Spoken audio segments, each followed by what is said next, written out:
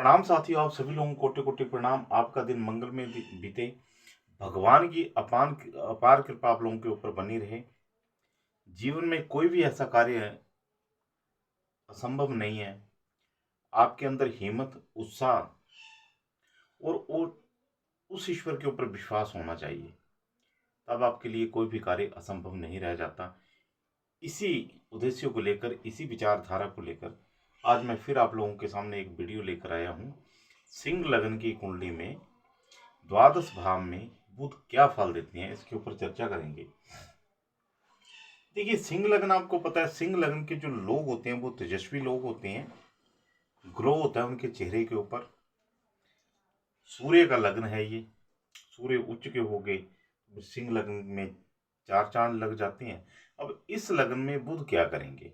अब जैसे बुध यहाँ पे लगन में बैठ जाते हैं तो ये क्या बन जाते हैं यहाँ पे? धनेश और लाभेश। धनेश और लाभेश होके बुध जब लगन में बैठ गए तो व्यक्ति के अंदर धन और लाभ को प्राप्त करने की इच्छा जन्मजात होगी। उसके मन के अंदर कहीं पर भी घाटा गाने का वो ऐसा व्यक्ति विचार नहीं करेगा। उसके जीवन का मुख्य मुख्य उद्देश्य धन और लाभ को अर्जित करना, क्योंकि व्यक्तित्व के साथ इन बातों का संबंध बन जाएगा। बहुत अच्छा वाक्पटु होगा ऐसा व्यक्ति, बहुत अच्छी वाणी होगी।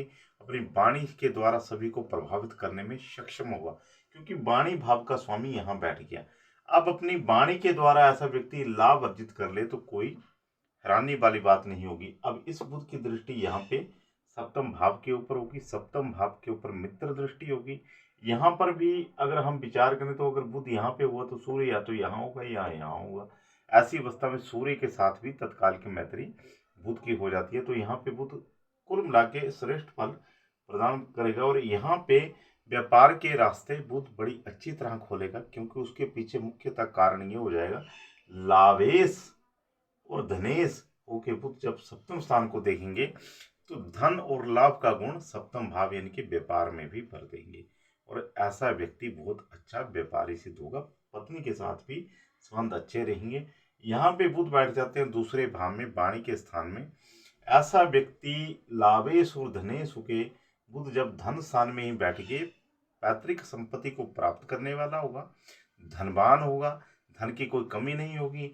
ऐसे व्यक्ति वाणी के द्वारा धनार्जन करे तो बड़े कोई हैरानी वाली बात नहीं। बड़ा अच्छा वक्ता हो तो हैरानी वाली बात नहीं। बहुत अच्छा वक्ता ऐसा व्यक्ति हो सकता है। बहुत अच्छी पैतृक संपत्ति ऐसे व्यक्ति के पास हो सकती है। यहाँ से दृष्टि पड़ेगी बुध की यहाँ पे अष्टम स्थान के ऊपर। अब यहाँ पे बुध जब इस स्थान को देखेंगे तो तंत्र मंत्र की तरफ व्यक्ति का रुझान होगा कहीं पर। अब यहाँ पे बुध की नीच दृष्टि है तो कहीं पर स्किन से रिलेटेड, चमड़ी से रिलेटेड दिखते हैं, हार्ट से रिलेटेड दिखते हैं, बुध यहाँ पे दे सकती हैं। परंतु चूंकि यहाँ पे उच्च राशि में बैठी हैं तो वो दिखते सामान्य तौर पर होंगी, बहुत ज़्यादा भयंकर तौर के ऊपर प्रकट नहीं होंगी। यहाँ पे बुध बैठ जाते हैं तृतीय स्थान में। अब यहाँ पे मित्र की राशि में बुध बैठ गए शुक्र की राशि में। शुक्र की राशि से बुध यहाँ पे देखेंगे अपने भाग्य स्थान को देखेंगे। अब यहाँ पे लावेश और धनेश पराक्रम स्थान में बैठ गए। पराक्रम के द्वारा, बुद्धि और लाभ के द्वारा और पराक्रम के द्वारा ऐसा व्यक्ति भाग्य की वृद्धि करने वाला होगा। पराक्रम का गुण ऐसे व्यक्ति के अंदर आपको देखने को मिल जाएगा। ऐसा व्यक्ति पराक्रम की कहीं पर पराक्रम किस तरह से करेगा व्यक्ति? पराक्रम होगा वाणी का। अपनी लुभावनी बातों में, अपने एक प्रेजेंटेशन के तरीके से, प्रेजेंटेशन का भाव ये तीसरा आ गया। प्रेजेंटेशन बहुत अच्छी होगी ऐसे व्यक्ति की। बहुत अच्छा लोगों के सामने ऐसा व्यक्ति बहुत अच्छी अपनी बातों से, अपनी बातों की जादूगरी से लोगों से कार्य सिद्ध कराने वाला होगा ऐसा व्यक्ति।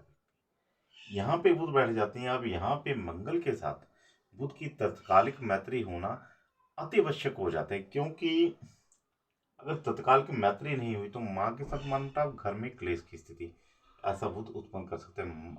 अगर तत्काल की मैत्री होती है तो लावेश और धनेश होके बुध यहाँ पे चतुर्थ स्थान में भूमि भवन मकान के सुख को बढ़ा देंगे, कर्म की शक्ति को बढ़ा देंगे। ऐसे लोगों के, बड़े लोगों के साथ पिता के साथ, फिर प्रशासनिक लोगों के साथ बहुत अच्छे संबंध होंगे। तत्काल की मैत्री में बुध यहाँ पे होने अति आवश्यक है।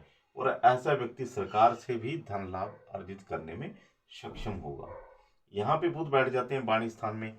अब ये यहाँ पे देखिए, थोड़ा सा बृहस्पति की राशि में बैठे हैं, और बृहस्पति की राशि में बुध का तत्काल की मैत्री में होना बहुत आवश्यक हो जाता है।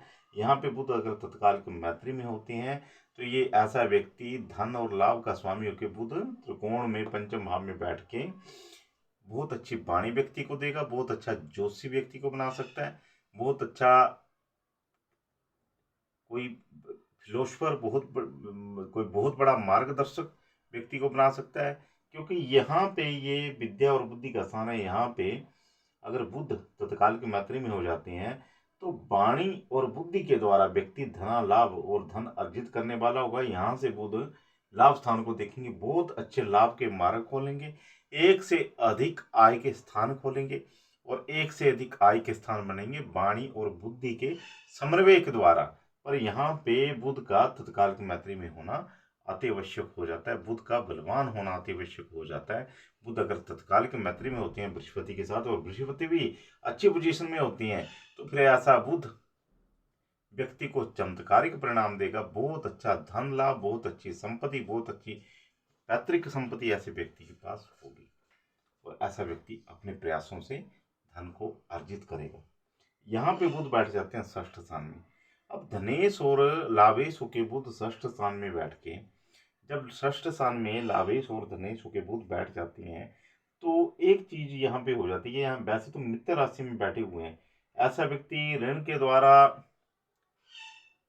भी अपना विकास कर सकता है, परंतु यहाँ पे व्यय स्थान के ऊपर कहीं पर दृष्टि है। तो अगर व्यक्ति के सूर्य चंद्रमा यानी कि मनोबल और आत्मबल उसका व्यक्ति का कमजोर हुआ, तो फिर कहीं पर अपने पैतृक संपत्ति को, अपने लाभ के क्षेत्रों को ऐसा व्यक्ति नष्ट कर दे मूर्खता के द्वारा, तो फिर उसके लिए सूर्य और चंद्रमा का बलि होना अति आवश्यक है। व्यक्ति सोच समझ के कार्य करे, व्यक्ति सोच समझ के ऋण ले, तो ऋण के द्वारा भी व्यक्ति का विकास हो सकता है, परंतु सूर्य और चंद्रमा की स्थिति को देखना अति आवश्यक हो जाता है। शनि की स्थिति भी अच्छी होनी चाहिए, नहीं तो फिर यहाँ पे बुध व्यक्ति को घाटा देगा, पैतृक संपत्ति को खत्म करेगा, लाभ के क्षेत्रों को सीमित करेगा, लाभ को व्यय में बदल देगा। यहाँ पे बुध बैठ जाते हैं सप्तम स्थान में, केंद्र में बैठ गए बुध, और कुंभ राशि में बैठ गए, शनि की मूल त्रिकोण राशि में, मित्र राशि है। अब यहाँ पे धनेश और लाभेश होके बुध धन लाभ के बहुत अच्छे क्षेत्र बनाएंगे, व्यापार के द्वारा व्यक्ति का जीवन विकसित होगा। यहाँ से बुध यहाँ पे देखेंगे, लग्न को देखेंगे, लग्न को बहुत ज्यादा भव्य बना देंगे, यानी कि व्यक्ति का व्यक्तित्व बहुत प्रभावशाली होगा, दूसरों को आकर्षित करने में ऐसा व्यक्ति सक्षम होगा, वाणी के द्वारा धन लाभ करने वाला होगा, बहुत अच्छे व्यापार, यानी कि ऐसा व्यक्ति एक से अधिक व्यापार अपने बलबूते के द्वारा तैयार कर सकता है, बहुत अच्छा व्यापारी सिद्ध हो सकता है, बहुत अच्छा धन लाभ ऐसा व्यक्ति अर्जित कर सकते हैं। यहाँ पे बुध बैठ जाते हैं अष्टम स्थान में।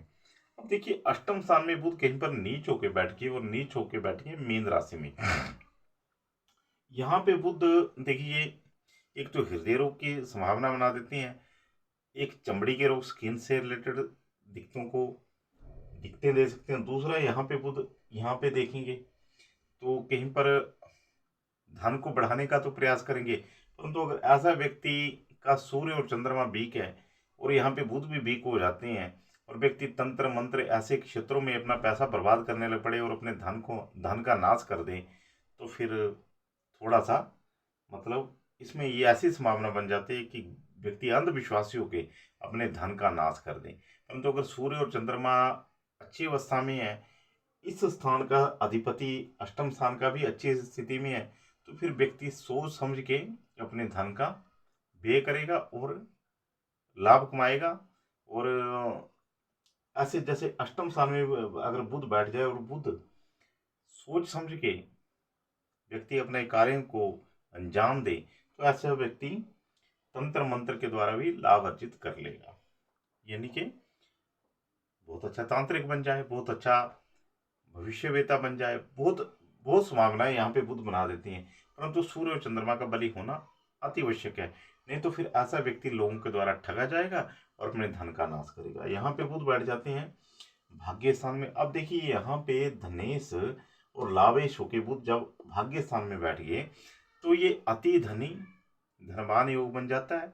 व्यक्ति अति धनी होता है। बुध मंगल के साथ बुध की तत्काल की मैत्री होना अति आवश्यक है। बुध की तत्काल की मैत्री हो जाती है तो वो व्यक्ति बहुत बड़ा धनवान होगा, भाग्य की वृद्धि करने वाला होगा।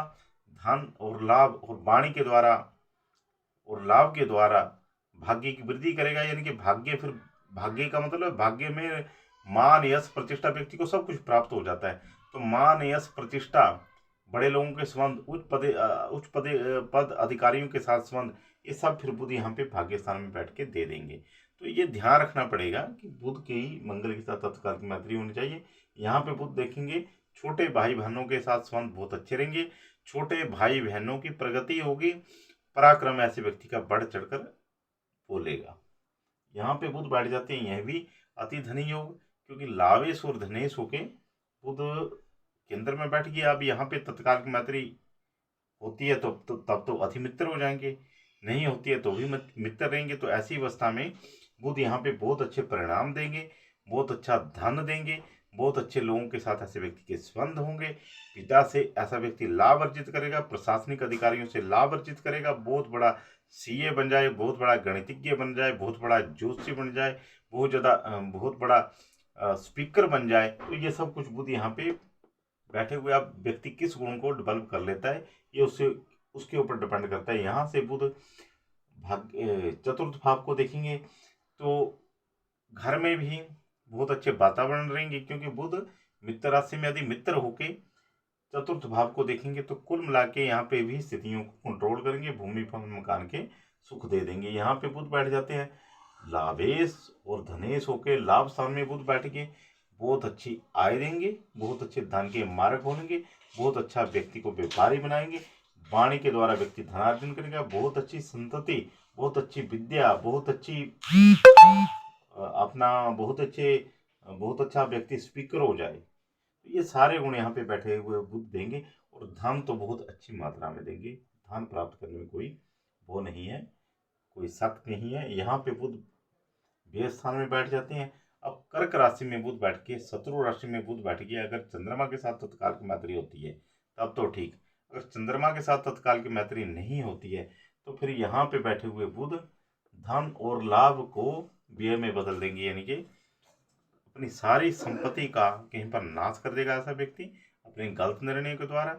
ऋण में धन को बर्बाद कर देगा, गलत आदतों में धन को बर्बाद कर देगा। अब यहाँ पे अब बुध ऐशो आराम के ऊपर ज़्यादा खर्च करवाता है।